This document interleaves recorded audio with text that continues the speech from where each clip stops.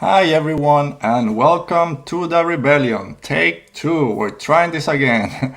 Episode 27 of Radio Rebellion, a Star Wars podcast. Had some audio issues earlier. Hopefully everything is working out now.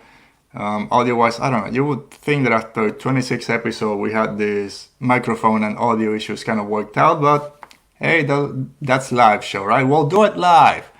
I don't know. Some issues with the microphone. It's not the best one. Oh, microphone. So, don't know what the problem is. Last week it worked fine. I recorded something on Anchor 20 minutes ago and it was fine. That's my dog barking. And it was fine. So, I don't know if it's an issue with Streamlab or what, but hopefully it's working out.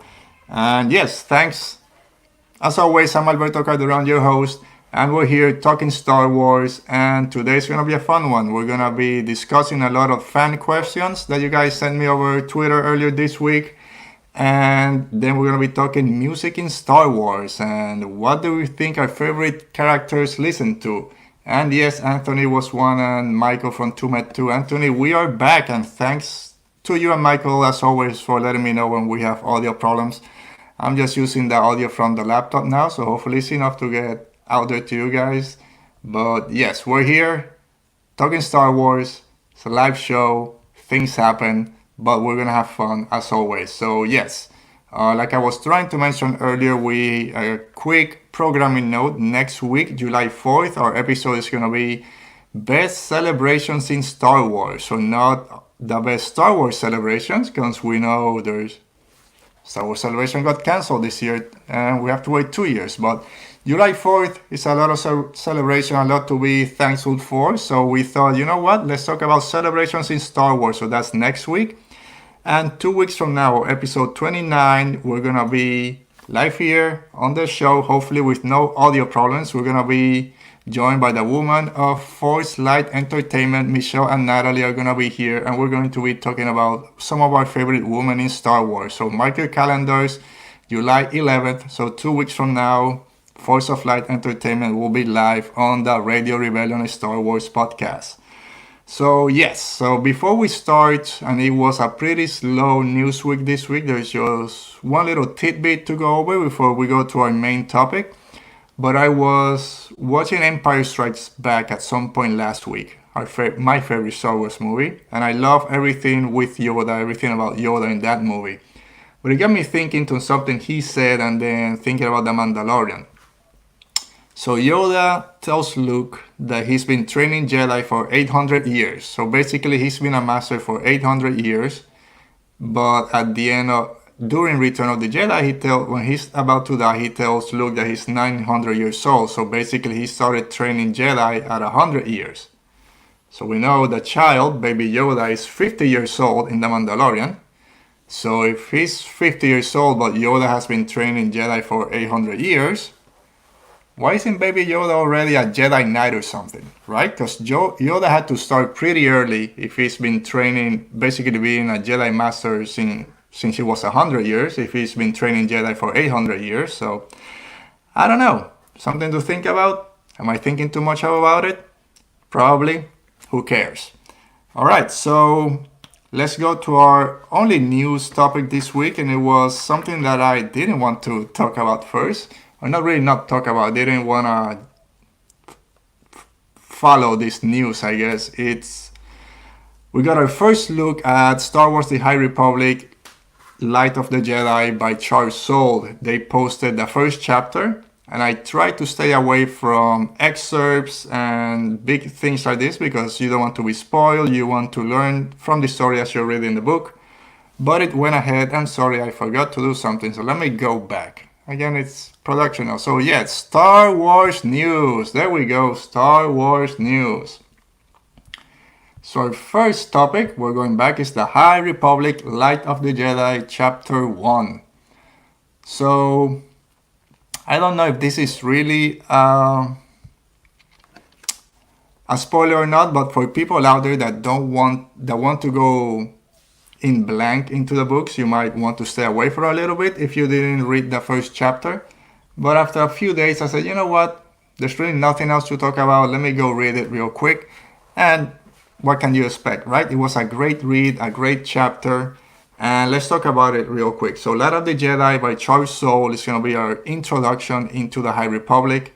And this is the first book that's going to come out. It comes out, it was delayed. We learned that it was supposed to come out in October, I think, but it got delayed till January 5th, 2021.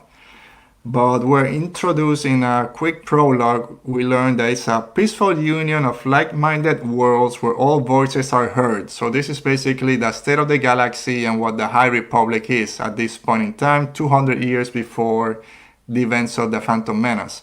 Coruscant is still the center of the Republic, which is something that I wasn't really expecting. I thought they might go to a different place, start in a different place, and then end up in Coruscant.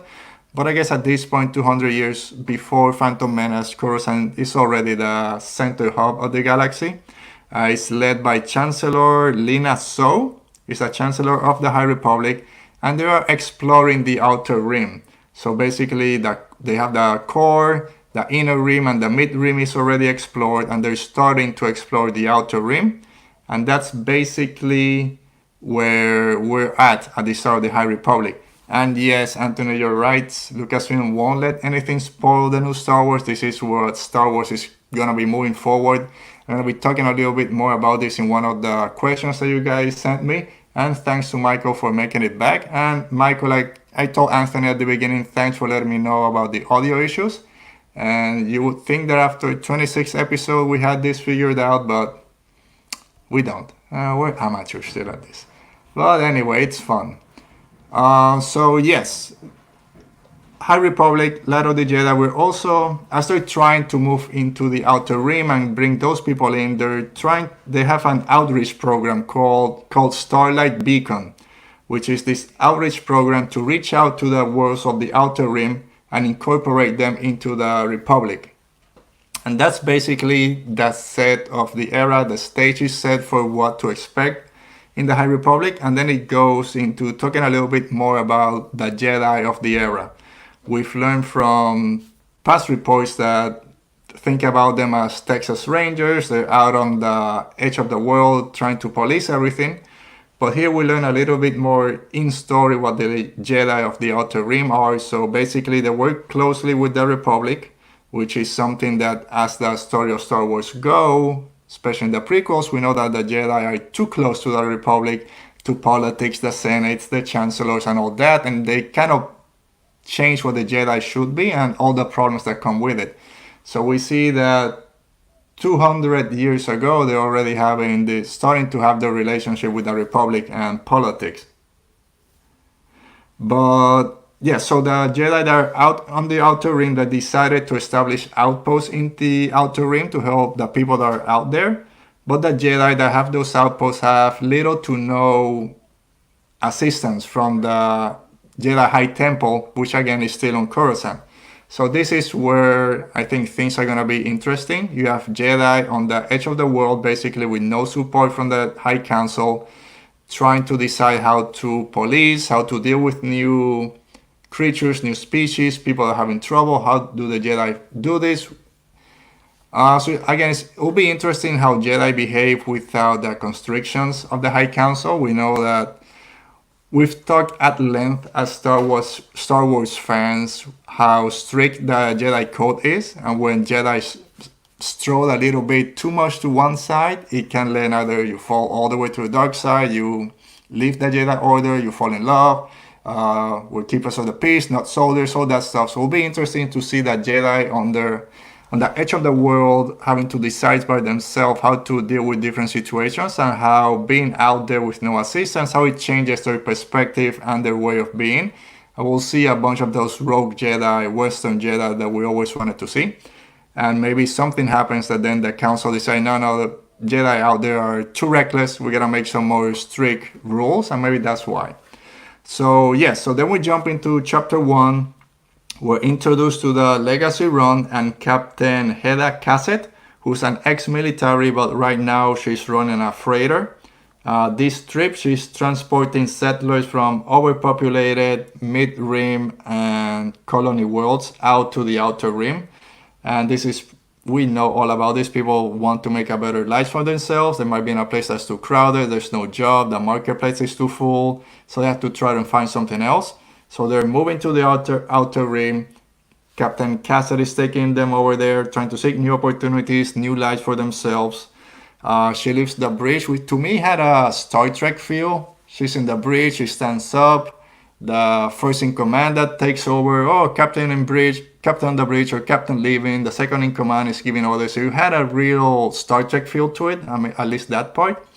So then she goes, she does her rounds, she knows a few of the people over there, she's speaking to a few kids or cheating a little bit in a game that they're playing, but she doesn't mind. I guess some cassettes, some recordings that they got.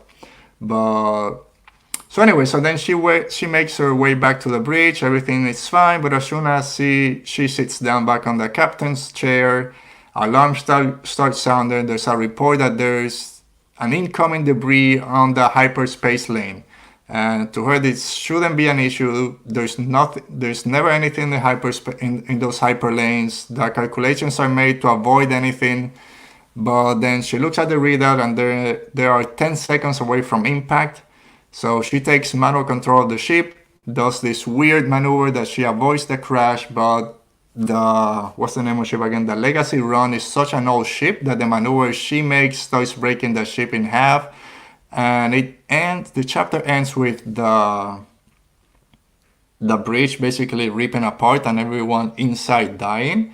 And it ends with she'll never know if she saved anyone. So I'm guessing that the ship itself didn't explode, or there might still be some survivors, but she'll never know. And then it kind of ends there. So again, there's no spoilers really. If this was an excerpt for chapter 8 or 9, I probably wouldn't have read it. But being the first chapter, there's not a lot that's going to be leaked, or it's going to change your perspective of the spoil, I guess, the book for you guys. So first chapter is not too bad. It got me intrigued of what the story is going to be. Again, we learn a little bit about the state of the galaxy at that point, where the High Republic is. And this being the first book that launches the High Republic, it's got a lot writing on it. And again, it was first chapter, good introduction, nothing too deep to spoil anything. It's different from Star Wars. Again, to me, had a different feel. This ship, this captain, and the way they were behaving had a different feel from Star Wars, but it still felt like in the same world. So we'll see. We still have a little bit to wait. Like I mentioned, January 5th, so 7 months away, High Republic. Let me say hi to a few of you guys in the chat that just made their way. Peter Viox, how you doing there? Peter, Jam Transmission Comlink, I listened to your episode last week with Cat Bane's Bounty, great episode. So I'll be checking out again tomorrow. You have your episode coming up, or recording tomorrow, so make sure to tune in when you guys release it. And thanks for, I think I've always said your last name wrong, so I'll try to fix that for next time. Peter Viox, I think it is. If not, I'm sorry. What? Gonna block everyone because Peter's here? No, Peter's one of the good guys. He can stay. He can stay. All right, so that's basically it for the news this week. I know there's a new book came out, the stories from Batuu, or something about Batuu, how to get around Batuu for Galaxy's Edge. There was a quick news that I saw a few hours ago talking about the Afra audiobook. It won't be just a retelling of the comic books. I think they're going to be adding a little bit more to it. So that might be something that I checked out at some point. I really never got into Dr. Afra. I heard great things about her. She shows up in some of the Vader comics, but I never got into Afra. So maybe this is the way to get me and other people excited about her. I think I mentioned it here before, a couple of rumors that Dr. Afra might get her own Disney Plus show.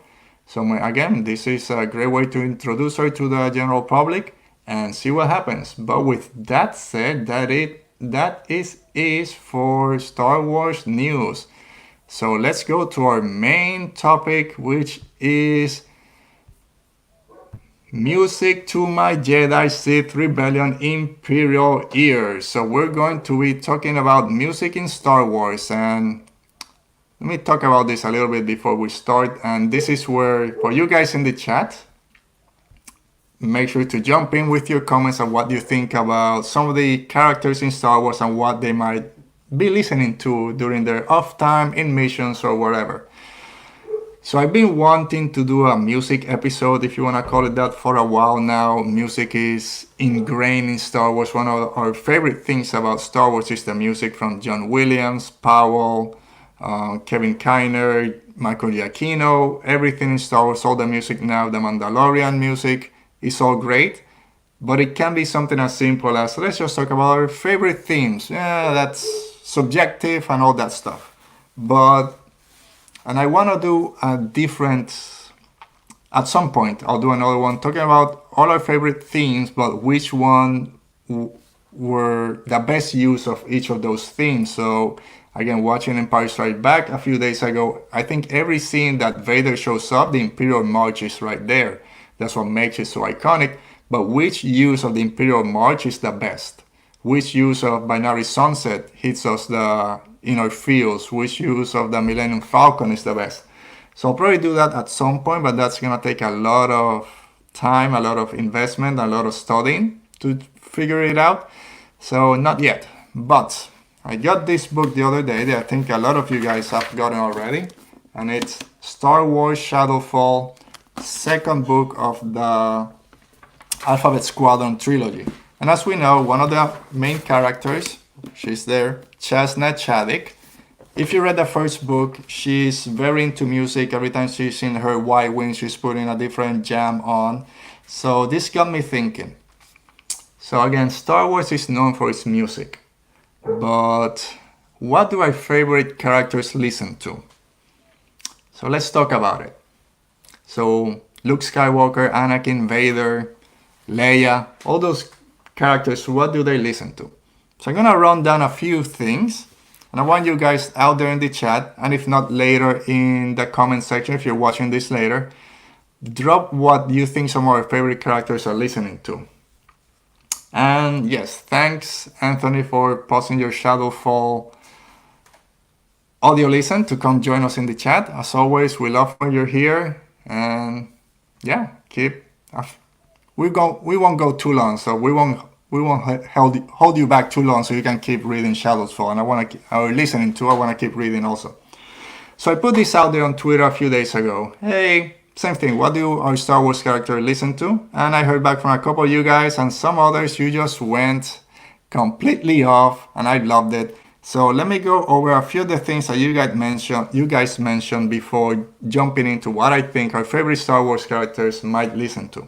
And again, if you want to give me your opinion of if you think I'm right, too far off, or what do you think some of these characters might listen to, or if I miss any, just put them on the chat and we'll mention them.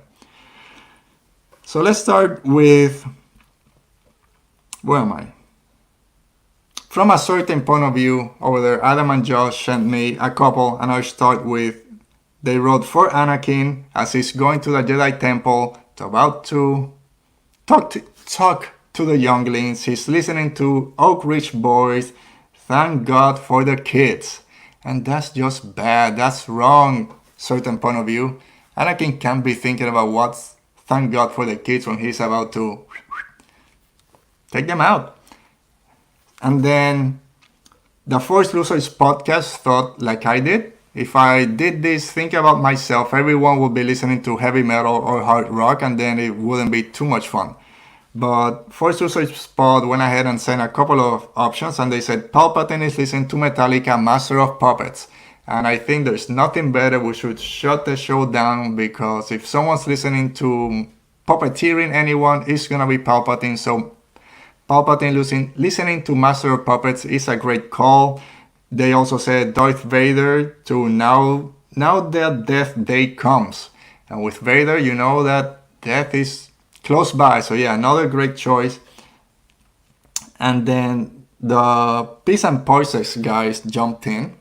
And before I get to that, let me give a shout out to Cam Ray, who said that a lot of these are Palpatine. So I don't know why people think Palpatine changes so much his taste for music. But Cam Ray wrote that Palpatine is into classic jazz, does a little bit of scatting and beatboxing, or mostly scat singing, and that his favorite song is Fly Me to the Death Star, sung by Frank Sinatra.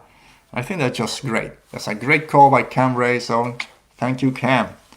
But like I was saying, so the Force Losers started talking about all this metal music that Palpatine, Vader, Anakin, and all of them were listening. And then Dave and Leaf at Pizza and Parsec jumped in, and after one or two back and forth, for some reason they started thinking that mostly Palpatine listens to TV show intro music, intro themes. So they thought about Palpatine listening to the Friends intro in the Death Star hallway, just listening to the Friends intro.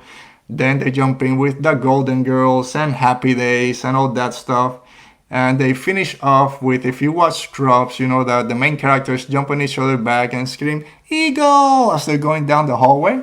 So imagine Vader with Palpatine on his back, just running down the hallway of a Star Destroyer, screaming "Eagle!" like they didn't Scrubs. So yes, thanks for Force Losers Podcast and Peace and Parser for taking this topic and going all the way to the other side. And I loved it. I just sat back, let you guys write the show for me, so it was great.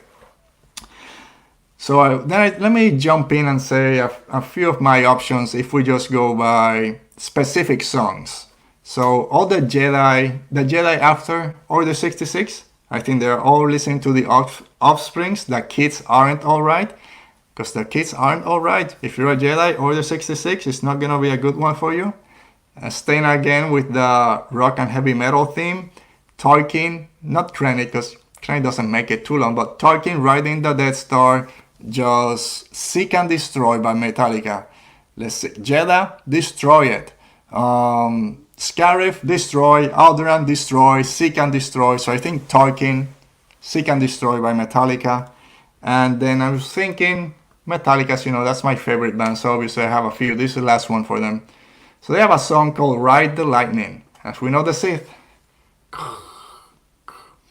I do love that Force lightning. And who rides the lightning? Mace Windu out the window. So who else or what better than Ride the Lightning from Metallica's Mace Windu is falling down the window in Coruscant. Might be a bit bad, but I think it matches. Yes, we'll get to Kylo in a minute, but Michael at Tumet Truth said that Kylo listens to 98 Degrees.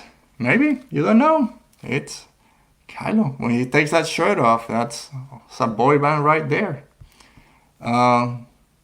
I think the Pineapple fermented and they are drunk now. Yeah, Peace and Parsec might be a little too drunk, but... And Rudolph Farmboy says, I'm familiar with modern day music to be any good at this. Don't worry, because we're going to go to genre. So the main thing, or the main idea behind it was what type of music genre they might be into. So don't worry about specific modern themes. So if there's anything you think they might be talking about. So window, yeah. Mace Windu went out the window. So yes, and give me, why do I have, this doesn't go there. All right, there we go. Got a couple of issues here. All right. So like I mentioned, I wasn't looking specifically for individual songs for each character, but what type of music, what genre of music they might be listening to. So let's start with a couple. And I have a bunch here, so we'll try to go through them fast so we can get to the questions. But again, with no news, I just do 4 or 5, we'll be done in 30 minutes will be the show. I want to talk a little bit longer with you guys. So Palpatine, Darth Sidious, we know he's this manipulative, smart guy playing everyone. I think he listens to classical music, opera music. He's too smart and manipulative to listen to anything else. He listens to the greats, a bunch of geniuses, Bach, Rembrandt, all these great musical masterminds. I think that's what Palpatine, Darth Sidious listen to. He just goes to his chamber, put on some opera music, some classical music. He starts creating what do he wants. How am I gonna get everyone to do my bidding? He needs a little peaceful music behind it. So I think that Palpatine listens to classical music, all those great musicians out there. To Michael again says that Han Solo listens to singer-songwriters of the 70s. Maybe Han Solo is coming in a few minutes, so we'll see. It's a little bit different than your thought, but we'll see what he does. Jabba the Hutt, this is easy. Jabba, original gangster, he listens to hip-hop, 90s, gangster rap. He's listening to Tupac, Biggie, Snoop Dogg, Come on, you gotta call me Big Jabba. So Jabba the Hutt, hip hop, that's an easy one. Do you think Jabba listens to anything else? No, I think Jabba's a hip hop guy. You gotta have that coolness with him. So yeah, Jabba, gangster rap from the 90s, that's what he's listening to. Han Solo, here we go. So Han Solo, I know you said, Michael, he listens to singer-songwriters of the 70s. I think he wants to be a little bit smoother than that. You know, he wants to be that smuggler, smooth guy trying to compete with Lando. So I think Han Solo listens to smooth jazz, a little bit of jazz fusion. So a little jazz here, a little rock, a little adult contemporary, trying to be smooth, get the ladies. So I think Han Solo is more of a jazz contemporary, jazz fusion kind of guy. But in that same sense, then comes Lando Calrissian. That's not good enough, man. You want to be smooth, you're going to be like me. So Lando, he's an R&B and soul kind of guy. So Han Solo tries to be smooth with his jazz fusion, but Lando, R&B, soul, that's how you're a cool guy, a cool person. You don't have to try too hard. I think Han tries too hard with the jazz fusion and kind of the jazz, smooth jazz. Lando's just cool, so he knows. And yes, Peter, thanks. Peter saying, love it when you call me Big Jabba. Yeah, you know it. That's Jabba the Hutt. Nothing else to say. We know that that's what Jabba is doing in his... he's hiding his temple, his castle, and his Jabba's barge. I know he has little piano playing and all that. That's for the people. That's for the party. When he's by himself, he's listening to that 90s rap out there. Michael is saying that Leia listens to Fleetwood Mac. Let's jump to Leia. She's actually the next one on my list. Leia Organa Solo. I have a couple of things for her. I think she listens to a lot of folk music. She likes to help people. She's always looking for that, trying to help the little guys. So I think Leia listens to a lot of folk music. But at the same time, she grew up in Alderaan with Bale and Brea, being a princess. So I think she was forced to play the piano, play the violin, kind of listen to that stuff. And then when she's alone in her room, then she rebels. She listens to a little bit of punk rock when she's by herself. But really, I think she's more a folk, kind of Fleetwood Mac, as you say. I think that's Leia right there. Michael again, coming with the canon. Yeah, you might be right. Jabba doesn't have hands to put up in the air, but he is a true player. We know, again, Jabba is the man. Jabba, he has a good taste in music. Right, so yeah, Leia, Fleetwood Mac is a great choice. Folk music. But again, I think she was forced to try to play some classical stuff by her parents being a princess. But then she rebels a little bit with the punk. Because we know she has to be there in the fight. She wanted to be with the rebellion even though her parents didn't want to. So I think she still has a little bit of punk in her. But yeah, folk music, Fleetwood Mac, right up her alley. Then we go to her twin brother, Luke Skywalker, living all those years in the dusty, sandy planet of Tatooine with this little bob haircut. Classic rock, Beatles, Led Zeppelin, Rolling Stones. So yes, that's what I think Luke Skywalker listened to. Bunch of 50s and 60s classical rock music. So let me know what you guys think Luke Skywalker listened to. Peter, you're right. All the droids listen to techno music, techno dance, all that funk stuff. Yes, you're right. I was like, well, I didn't think about droids. I gotta do another one. But yeah, thanks, Peter. Droids do listen to techno music. So yes, Luke Skywalker, classic rock, Beatles, Led Zeppelin. That's Luke Skywalker. And then we have his master, Obi-Wan Kenobi, with his mullet in the prequels, hair metal. Obi-Wan Kenobi listened to hair metal, country, bluegrass, all that. He changes, so he has to be in that same vein. Bon Jovi, Aerosmith, a little bit Johnny Cash here, Shania Twain with the country music. So I think Obi-Wan Kenobi is more of a 80s hair metal kind of guy, kind of bouncing off Luke Skywalker classic rock. And then Anakin Skywalker goes the other end. But before we jump to Anakin, Michael is saying on the chat, Luke Skywalker, slippery when wet. He keeps flipping the cassette over non-stop. Yeah, he gotta listen to that. Late 80s hair metal also. Yeah, Luke Skywalker, you gotta be careful. Yeah, and I mean Obi-Wan again, hair metal, that mullet flapping in the wings on the breeze of Tatooine when he went over there. Aerosmith, Bon Jovi. That's Obi-Wan for you. Hippie 60s, as Michael is saying. Yeah, that's Obi-Wan. That's an easy one. I think you guys are right. But then you have Anakin Skywalker. So he rebels against Obi-Wan. He says classic metal, hair metal and classic rock. You guys are wrong. Anakin Skywalker is 100% metalhead.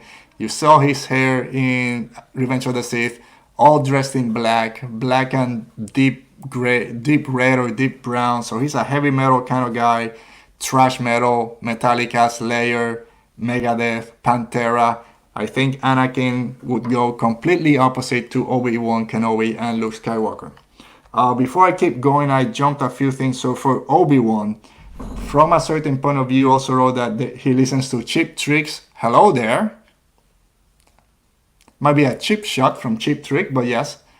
And the Force Losers podcast also said that Obi-Wan listens to Killswitch Engage, which is another heavy metal band, Loyalty. Excuse me. We know that Obi-Wan is extremely loyal to the Republic and to the Jedi. So yes, Loyalty by Killswitch Engage, another great choice for Obi-Wan Kenobi. Peace and Parsecs talking about young Anakin said from, where am I? The song "You're Gonna Go Far, Kid" by The Offspring. So yes, young Anakin Skywalker at the end of The Phantom Menace. You're gonna go far, kid. And here we have Michael jumping in saying that Anakin listens to K-pop. Yeah, you never know. He might be all metal out there, but once he's in his room trying to meditate, it's all K-pop and dancing. Yeah, Anakin Skywalker, you never know. Right, so Padme Amidala. Was a difficult one because Padme, I think, is very similar to the Emperor. She thinks a lot. She thinks 2 or 3 steps ahead, so she's very calculative. So I think Padme also listens to a lot of classical and opera type music. But at the same time, when she's on vacation, she's relaxing with the handmaidens, she might let her hair down, listen to a little bit of Destiny's Child, and that late 90s, I guess early 2000s girl groups that were around. When she's with the handmaidens, I think that she gets a little bit more active, but when she's by herself, she listens to a lot of classical music and instrumental music sort of stuff.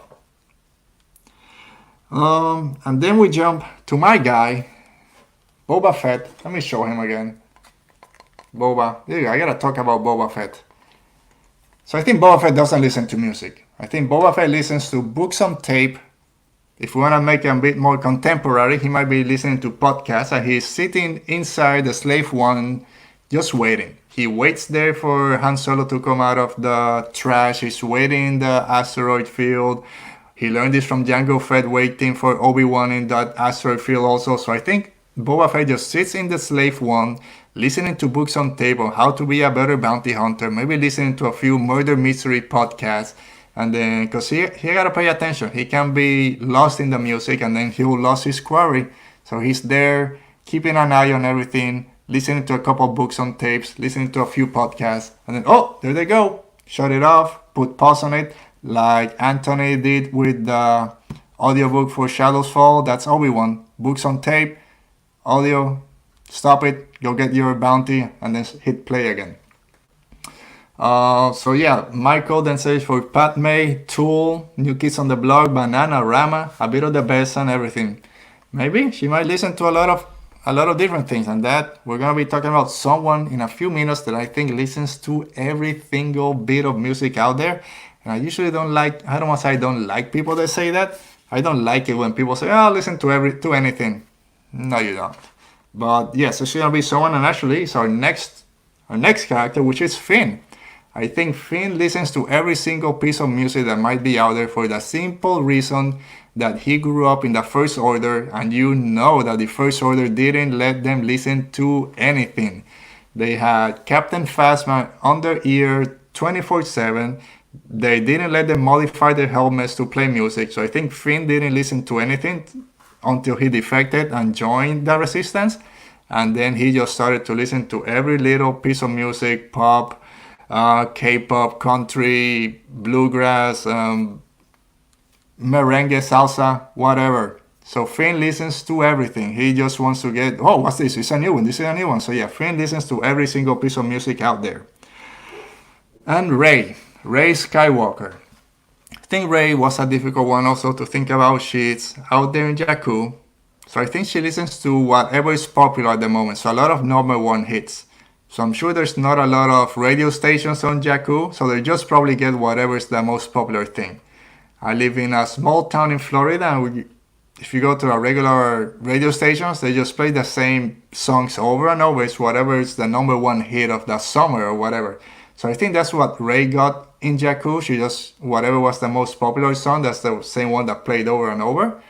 But once she left Jakku, then she got into more cultural stuff. We saw her in Rise of Skywalker when they got to Pasana, how happy she was about the festival. So I think Rey right now listens to a lot of world music, anything that has to do with strings, a lot of drums, music that you would hear in the Olympics.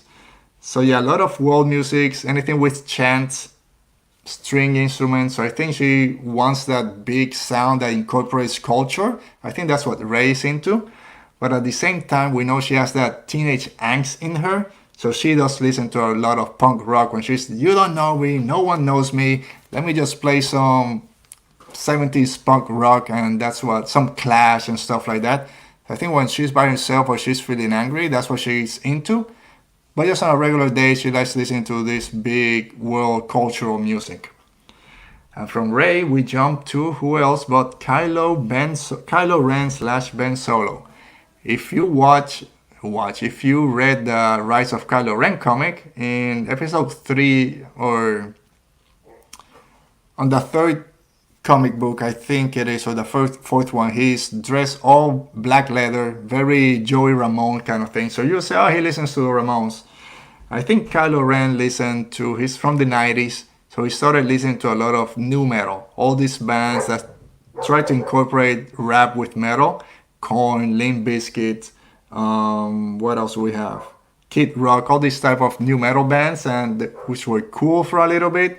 And then people started making fun of them because it wasn't rap, it wasn't really metal. So all this new metal music, so people just started making fun of Kylo Ren, but he kept at it. The more you made fun of the music he listened, the higher he played it. But then he came out the other end, listening to some of the best ones out there, listening to Slipknot, Five Finger Death Punch, All That Remains. So yeah, he had a rough time at the beginning trying to stick with what he liked, and then made it the other side to some of the better new metal bands out there. Poe Dameron, my man, that's easy. Latin Explosion, Ricky Martin, Enrique Iglesias, Mark Anthony, a little bit of, you know, he's dancing salsa, he's listening to Pitbull, Mr. Worldwide, he's dancing the Paso Doble. So you know that Poe Dameron, anything that has that Latin flavor, a lot of drums, trumpet sounds, that's what Poe Dameron is into. Finn, like I mentioned, I don't know why I have him twice everything, because he was the first order didn't let him listen to anything. And then we jump to Ahsoka. And Ahsoka was a hard one for me. But I think Ahsoka is anything that's against the establishment. So Rage Against the Machine, we know she left the Jedi Order, she's by herself, she joins the rebellion. At the same time, she's not a Jedi when they try to bring her back. She knows what's good and bad about them. So I think Ahsoka listens to anything that's anti-establishment. So a lot of Rage Against the Machine. Yeah. So let's go back to Rey. Michael from Tumet2 said that she listens to Depeche Mode, In Excess. Yeah, that 80s, 90s. She might be into that. It's a bit depressing, but at the same time has a nice hook to it. So yeah, it does fit her character. Then we have Darth Maul with all his face tattoos. I think Darth Maul and Thrawn listen to very similar music, and it's the Haka. You know what, The Rock and all this New Zealand Haka. So I think Darth Maul listens to all that. That's very cultural with the heritage. So I think Thrawn would be into it also. And also Thrawn would listen to another metal band called Sepultura. They have a song called Roots, Bloody Roots. So yeah, I think Thrawn would be into that, listen to culture and all that stuff. And yes, let me say hi to Mr. Rez, who's replying depressing to In Excess and Depeche Mode and all that. Though, thank you, Mr. Rez, for joining us. And if you have any suggestions or anything that you think our favorite Star Wars characters might be listening to, drop them in the chat and we'll discuss them. And last one to finish up before we jump into the fan questions. I decided to go into The Mandalorian, but not Din Djarin, but fan favorite Grief Karga, which to me he acts so much. He's so over. He's so big in everything. Mando, come here, Mando. Look, everyone's looking at you. And he's so dramatic when he gets hurt. So I think Grief Karga is into musical theater. Anything that's a lot of acting, a lot of step, cha cha cha ha. So I think Grief Karga listens to a lot of musical theater. So what do you guys think? Anything that I missed? Anything you want to add? Any other character that you want to talk about that might be listening to some weird music in the Star Wars world? If not, let's go ahead and jump to the fan questions.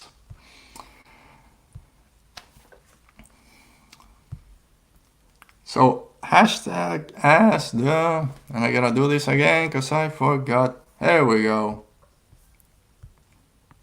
We're going to my favorite part of the show, and that's when I get to hear from you guys in the segment hashtag ask the rebellion.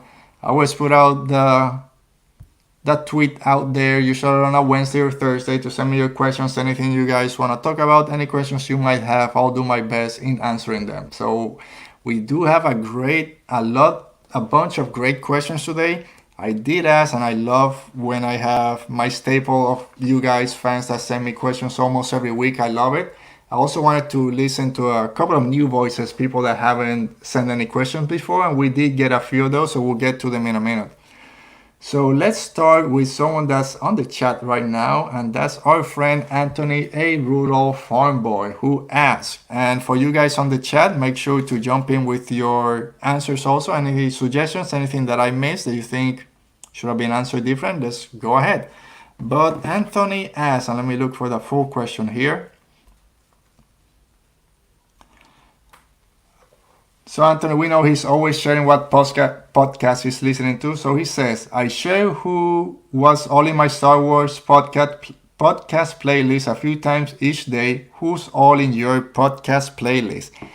Awesome question, Anthony. And this is something I've thought about before. And it's funny, before I started the podcast, I listened to less podcasts out there. A smaller number of podcasters, but I listen to them more frequently. I usually used to listen to Force Center on Tuesday, and then I did Jedi Council, the YouTube show, on Thursday. That was usually my kind of podcast feel. Jedi Council went away, and then mainly I did Force Center with those guys over there, and they're kind of were the reason I decided to jump into the podcast side of things. So this show, and I'm not comparing myself to them obviously, but it follows a similar format. A little intro at the beginning, talking with what's going on in Star Wars, then the news, and then a main topic. But that's nothing new. A lot of podcasts do them that way. So when I started doing podcasting, then actually my listening to podcasts dropped. I didn't listen to those shows anymore. Mainly because I didn't want to be influenced too much by them. I didn't want to listen to what they were saying and then repeat the same things on my show, because then what's the point? I'm trying to be a different voice in this. So I basically dropped off listening to podcasts for a while. But then with fans like you, Anthony, and with a lot of other people out there, I started hearing about all the different podcasts I didn't know about. I'm pretty new at this, started 6 months ago. So the podcast that I listen to now are a lot of people in that same boat that started recently. So it's a brand new bunch of guys and girls out there podcasting for a year or so. And I started to listen to them. So I have a list here. And I think for me, I don't listen I don't listen to them as regularly as I should, as some of you guys do. Every time there's a new episode, I don't go ahead, oh, I gotta listen to 5 shows today. So it depends a lot of what they're talking about, and if they have a topic that really interests me, then I'll jump in and make sure to listen to that one. So you have certain point of view, Adam and Josh. So they usually do the YouTube shows on Saturday at 2 p.m. So I get a chance to listen to them a little bit before I start preparing for my show. The guys over Wannabe Jedi Cast, not only because they had me a few weeks ago, but if they're talking about a character that I really want to learn a little bit more about, I'll make sure to jump in on that show. I started listening to Geeky Girl Gab, who those three over there have a great show also. Force of Light Entertainment, not only because they're coming on the show, but they're not just a Star Wars podcast. They talk about Dark Knight, the Chris Nolan Batman movies. They just did one about Stranger Things. So again, different topics that interest me, then I'll jump in and listen to them. Jam Transmission, Peter, like I mentioned, last show was awesome, so I'll try to keep listening to that one. Peace and Parsec, similar as Force of Light Entertainment. Depending on what topic they're talking about, we'll get into them. Michael Tumet2 does some great YouTube shows, so whenever I get a chance to jump in one of them, because he does like 20 a week, we'll try to get there. The Geek Strike Back, same thing. They have a Marvel and Star Wars show that they just dropped yesterday. I might try to listen to that one later. The Galactic Podcast. So yeah, there's a lot of great podcasts out there that I'm starting to listen to a little bit more. But again, it depends of, I'm not just gonna say what time I have because everyone is busy. But if there's a topic that they're touching on, then I'll make sure to jump into it. So yes. So for you guys out there, either in the chat, watching this later on the replay, jump in the comments and let us know. Or if you're listening to this on Apple Podcasts or your favorite podcatcher playlist a little bit later this next week, make sure to let me know on Twitter. And before we keep going again, if you're listening to this on the podcast, the audio podcast, make sure to please rate and review the show. It's always nice to hear from you guys, even if we're doing something wrong, audio issues. So make sure to rate and review the podcast. And if you're watching on YouTube, subscribe, like, leave a comment, thumbs up, whatever it is that people say that they should do. All right, so before we keep going, going back to music, Michael Dita, who listens to Godsmack. Come on, Godsmack is great, especially the first couple of albums. I dropped off a little bit. I think their latest one is okay. But yeah, Godsmack. Voodoo. Oh, there you go. Thanks, Michael. Night Sisters. They listen to Voodoo by Godsmack. See? Chat. Oh, the chat is always coming with new ones. And then Peter added that Newt Gunray listens to the Dave Ramsey show for tips on becoming a millionaire. Yeah, those banking clan guys. And yeah, I think you might be right. And Michael saying that he does an average of 20 streams or uploads a month. Dude, I do 4 podcast episodes a month, and sometimes I think it's too much. But yeah, I mean, hats off to you guys. You guys are the best. All right, so question 2 comes from Talk With My Hands. So let me find it real quick. And this is first time I believe that they've reached out. So at Talk With My Hands says, love the podcast, guys. Here's a question I just dove into on YouTube. Now that Disney has a lot of media for the new canon out, what books, comics, show, games would you recommend for someone who wants to get into Star Wars more? Keep up the great work, friends. So thank you, Talk With My Hands, for those great words. And same to you. You got a great YouTube channel over there. It's a new video that dropped yesterday, I believe. So I gotta go check that out later. So yes, what different media can people get used to getting more into Star Wars? And that's a deep, deep question. It all depends what you want. So I wrote a few things down. And for you guys on the chat, just if you have anything that you think with all the new canon that's out there, if someone wants to get more into Star Wars, not just the movies, what would you recommend? So I think the first I go to books, I guess. I've read I've read a few comics, not too many. The Rise of Kylo Ren and the Charles Soule 25 issue run Darth Vader are great comic books to get into. So if you like comic books and you're into the original trilogy, I think that Darth Vader 25 issue run is a great way to learn more about everyone's favorite Sith Lord. Is that Charles Soule Darth Vader comics. It's difficult to find in terms that there's like 5 different Darth Vader comic runs out there, and Charles Soule has done like 2 or 3. But the one that takes place right after Revenge of the Sith, I think is a great comic book. And for the books themselves, it depends of what type of reader you are, and also what specifically from Star Wars do you like.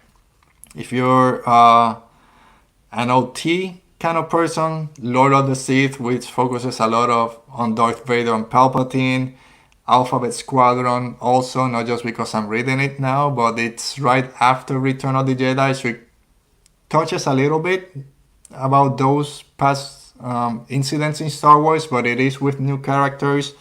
The Thrawn trilogy that came out a few years ago, if you knew the character from the extended universe, that's another one to get into. But Thrawn is a slow burn. You have to like that type of very descriptive and slow burn type of books. If you don't like that and that's the first book you pick up, you won't follow Star Wars books. If you're if you're a younger reader and you like the YA books, there's nothing wrong with it. And some of the best canon books are there. Lost Stars, which is arguably the best book out there, is probably the first one I would recommend to anyone. It's Lost Stars because it touches upon most of the big events of the original trilogy, plus goes into the Battle of Jakku, if I'm not mistaken, with brand new characters, but you know what's going, and it's an easy read, and it's the only book that I think I've teared up at one point, halfway, 3/4 of the way through the book. So I think Lost Stars and Leia, Princess of Alderaan, are a great way to get people into more canon and more Star Wars books. Again, they're easy read, but they're great books, both by Claudia Gray. Another great Claudia Gray book, if you want to start feeling those connections between the books and the movies, then it's Bloodline, which is the first one I picked up. But that's a pretty long book, so it depends on what type of what type of reader you are, and what type of Star Wars you want to get invested on. Again, if it's connections, then Catalyst is a great one. It connects directly to Rogue One. Resistance Reborn connects a little bit to Rise of Skywalker. So those are pretty cool books to get into. And then shows, if you're not watching The Mandalorian, get on it. I watched this with my family, my kids, my wife, which are base Star Wars fans. They like the movies. They won't rush out to see them in the theaters when I do, but we all sit down and watch The Mandalorian when it comes out every Friday, and we all love it. So if you want to start watching something else, The Mandalorian is a great way to get into it. And if you want animated shows, I think Rebels is a little bit easier to get into than Clone Wars. I don't want to get into the debate of which one is better. They're both great in different aspects. But you only have 4 seasons to worry about with Rebels, with shorter episode runs. Clone Wars 7 season, with some seasons being 22 episodes. I think it might be too much to get someone into, so Rebels is another good way to go. Games, I don't know. I mentioned it before, I don't play a lot of games, but if you like the Jedi and that sort of stuff, so Jedi Fallen Order is a great one. And if you like multiplayer, then I guess the Battlefront games are the ones to go. So yeah, there's a lot of new Star Wars stuff out there. Separate from the movies, but I think books start with Lost Stars, Princess of Alderaan, and then jump into some of the other ones. Again, if you want great connections, Aftermath, but again, you have to invest in 3 books to make sure you get everything. So yeah, Anthony said Bloodlines. Anthony, I thought we've served Droid's podcast. Oh, that's a good name for a podcast, actually. All right. So, yes, is there anything else that you guys think out there? If you want to get more into Star Wars from all the new canon, what's out there that can help people get into it. So yeah, just let me know in the chat, drop in the comments. There's a lot of Star Wars. There's a lot of different ways to get into it: books, novels, comics, TV shows, game shows now with Jedi Temple Challenge. So there's a lot of Star Wars, and depending what type of Star Wars fan you are, what interests you, there's a lot of different things you can get into. All right, so jumping to our third question, which comes from the Rebel Base Cards. At Rebel Base Card asks, have you been satisfied with Anchor for your podcast? Where do you think you are making the most strides with your show? Yes and no. So Anchor, it's what I used to do my podcast, my audio podcast, and it's pretty simple, which is what I like. You sit down, record, and that's it. And then if you want to get a little bit more into it, you can edit right then and there, add sponsorships. It's free. You can get paid doing it. There's music, interludes that you can do. So it gives you a lot of options. Probably see it's pretty basic and pretty easy to use, which is what I like. You can use the computer, you can use your phone. So yes, I'm satisfied in that regard. But at the same time, their interface in keeping up with how many listens or plays you've gotten is not the best. Sometimes my shows will show that no one has listened for 2 or 3 days, and then all of a sudden it says that you got 40 new plays in the last hour. And that's kind of weird. I don't think that's the way it goes. Sometimes it tells you this is how many total plays you've gotten, but then you go by episode and it's still the same number that it was 2 days ago. And then it'll jump in by a bunch of them. So that's the only thing that I don't like. It gives you okay analytics, how many plays each episode, gives you what region people are listening, gender, their age group, what type of device they're using. So there's a lot of information that it gives you. It's pretty easy to follow, so in that regards, I do like it. But it's sometimes a little bit slow in updating your plays throughout, but I don't plan on changing it for right now. So if you're using or you're thinking of using Anchor, then I would say go ahead with it. Where am I getting the most out of it? Or let me check that again. Where do you think you're making the most strides with your show? Actually, I don't think it's with Anchor. I think it's doing the live shows has helped, which was one of the main reasons I started doing the live shows, or the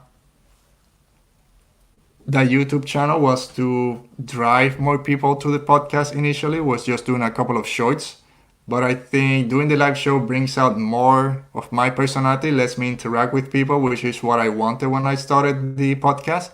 So it does help to have both interact with the people here, seeing the live show and the guys and girls in the chat, and then moving this to the podcast has helped. Both viewership has gone up, and yeah, it's all thanks to you guys. The followers have been with me since the beginning, helping promote the show, bringing new people in. So it's a lot of strides have been made, but a lot has to do with the fan community, including you guys over there. So thanks. And then Mr. Rez here just to say yeah, and Anchor is my least favorite, but it's okay. Again, it's the only one I've used. I've seen a few others. So who knows, maybe in the future I will change. Right now it serves its purpose. But I've know a lot of people have started with Anchor and changed recently. So who knows, I might be going there later. But right now I'm focused more on the live chat. Like Michael from Two Met Toot said, I prefer live chat. Pod is just there. Yeah, again, live chat, it's what I like. It's just talking with people about Star Wars and discussing everything and different opinions. As long as we keep it civil, that's the way to go. And then just add it to the podcast for people that are exercising, driving. They can stay for the chat. That gives them another option to listen to the show. So moving now to our next question, which is from Bob the Burger Guy at William23219045. And I hopefully got that right, William. So if not, I'll fix it next time. But yeah, Bob the Burger Guy asks, so William asks, when do you think we're going to get a trailer for Mandalorian Season 2? Tomorrow, right now, as soon as I finish this show, I'll go to YouTube and the trailer will be there and we'll do a live reaction. Hopefully, right? Probably not.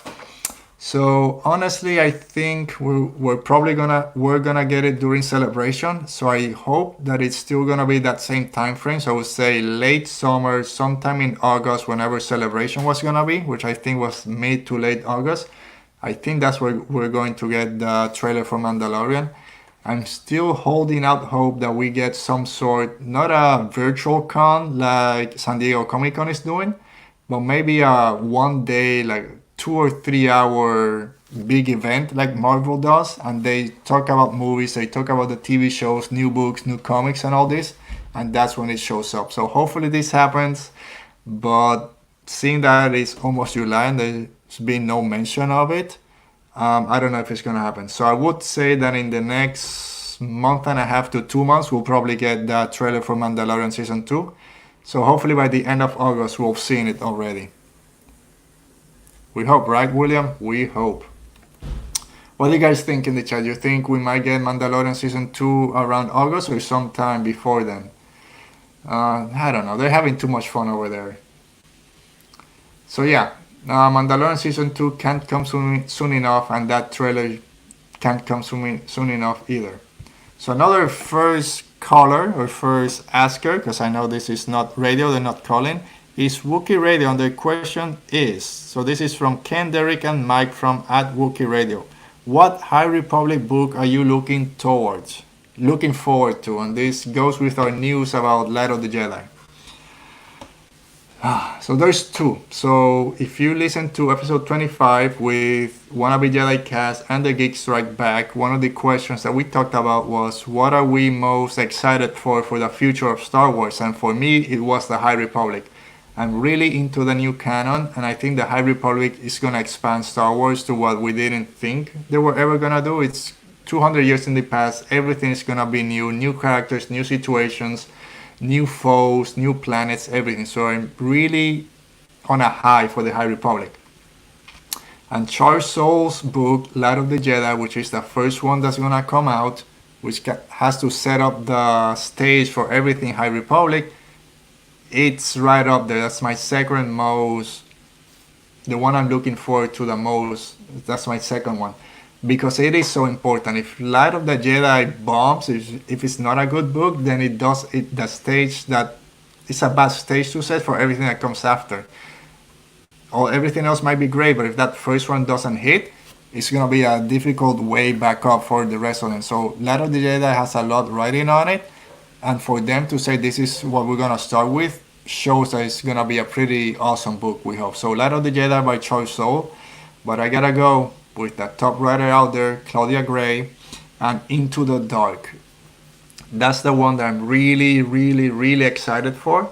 Not just because it's Claudia Gray, but because of the little, not excerpt, the little description we got about it. This Jedi that doesn't want to be out there in mission, he wants to be in the temple, in the library studying, gets paired up with this young Jedi that wants to be out there. I think she's a prodigy maybe, and the big event happens, and then they are stranded in this space station, and weird things starts happening.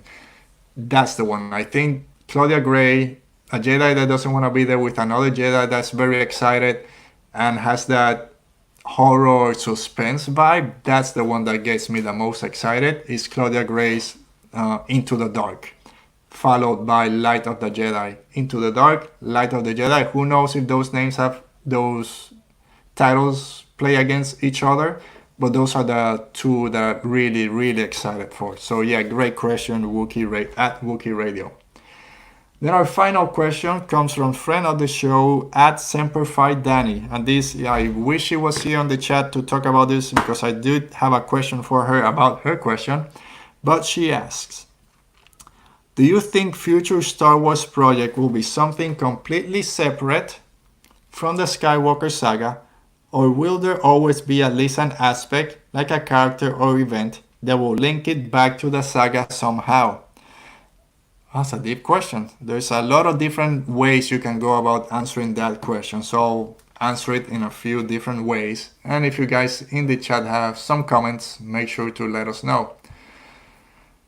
So it depends what we're talking about when we talk Skywalker saga. Is it just the Skywalkers themselves, Anakin, Luke, Leia, and Rey Skywalker? Will they be mentioned? Then I think yes. I think they're too important to not be mentioned anywhere ever again. But I think this is most likely in future movies. So if the Ryan Johnson trilogy does happen, I guarantee there's gonna be a mention to the actual Skywalkers. Um, if it's just general characters from the Skywalker saga, then it already basically happened a little bit with the Mandalorian, because there is some talk about Mandalorians and the Empire and all that. If the season 2 rumors are true and we get Ahsoka and Bo-Katan, they're basically connected to the Skywalker saga if we're just counting everything that has come out before. But if it's just the movies, then I think it's whatever future movies in the future of the timeline, then yes, there will always be a mention of the Skywalker saga at some point. The High Republic, which is the big books coming out, the big series starting everything else, then we get into characters, which is Yoda. Will Yoda be mentioned in the High Republic? And I think yes. I think even we might not see a story about Yoda, but I think there has to be a mention. Yoda's around. He's what, 700 years old at this point, training Jedi for 500 years. So, or 600 years. So I think there will be a mention of Yoda. Yoda will show up. So that's another connection to the Skywalker saga. That can always show ties to the Skywalker saga. The Cassian TV show also ties a little bit to the Skywalker saga. If we want to call Rogue One and everything that happens part of the Skywalker saga, then I think yes. So yeah, like Peter is saying, he's talking about Eden Gray, another great fan of the show, that thinks that there are always going to be Skywalkers. Yes, I mean Skywalkers, at least a mention will be there. I don't know if we'll meet why Shmi Skywalker, where the Skywalker name came from. Who knows? Maybe that's part of the High Republic and we'll be introduced to the first Skywalkers that way. So yeah, there's a lot of things, and thanks Peter for coming in. Peter said, I've got to run out for a bit, Roberto. Thanks for the great show as usual. Eden will be taking my place at the keyboard. See you next week, man. Thanks as always, Peter. And hi, Eden. Thanks for joining us. Chris King. Hi, Chris. How are you doing? Joining us at the end, but that's fine. So, Chris, I'm going to ask you, since you showed up now, Chris King, do you think in the future Star Wars movies, books, or TV shows, will there be some connection to the Skywalker saga in general? So, you are not subscribed. Thank you for fixing it, Chris. Don't worry, you can always go back and watch them. We're here for everyone. So, yes, so Chris, just a quick rundown. If you want to jump in with your favorite Star Wars character and what music genre do you think they're listening to, just let us know real quick before we sign off. If not, jump in the comments later and let us know what do you think your favorite character is listening to. So yes, again, basically finishing this up a little bit, I think there's always going to be a mention of something related to the Skywalker saga, especially future movies that move further out from the timeline will mention Skywalkers. They have to. They're too important to Star Wars Galaxy in general and all the events that have happened so far. And if we're going to the past, then you have Yoda, and that connects to the Skywalker saga, and I think it will be mentioned. So yeah, Chris King, it's giving me so much trouble, saying that yes, Skywalkers will never go away, and I agree, and they shouldn't. Star Wars was built on the Skywalkers. We want to move a little bit away from them into a new parts of the galaxy, and that's fine. But there always are going to be stories about the Skywalkers and the Skywalker saga in general. Whew. So yes, I think that is it. Even though we only had one news story to talk about, it wasn't that big of a news story anyways. We were able to go over an hour, and it's all thanks to you guys in the chat for listening to me talk about all the different music genres that I think our favorite characters listen to, discussing all your options and your great choices. And again, thanks to, let me read them again real quick, RFB, Anthony A. Rudolph Farmboy, Talking with My Hands, Base Guards, Bob the Burger, William, Wookiee Radio, and Semper Fi Danny for sending in your fan questions. That was what I love about this show, is getting to chat with you guys and have this talk as always with you guys. So thanks. Before I go, again, thanks Chris again for subscribing. Everyone else, like the video, leave a comment later on. Thumbs up if you haven't. If you're listening to a podcast later, make sure to rate and review. You can follow us on Twitter and Instagram on @RadioRebelPod. Again, Twitter and Instagram. You can follow my personal account @tweetsby8c. And if you are listening to the audio podcast, you can go to YouTube, search for Radio Rebellion Podcast, and you will see all the episodes we have so far. And like I said at the beginning of the show, next week we will be talking about our favorite celebrations in Star Wars as our July 4th episode. And also 2 weeks from now, July 11th, Force of Light Entertainment will be joining us on the live chat, and we're going to be discussing some of our favorite women in Star Wars. So thanks to everyone in the chat. Thanks to everyone that's sending the questions. Thanks for all the new followers I got this week on Twitter. Put out the call. I was a couple of followers away from 200. I got like 16 new followers yesterday. And all is thanks to you guys for spreading the word. So as always, be safe, stay safe. May the Force be with you.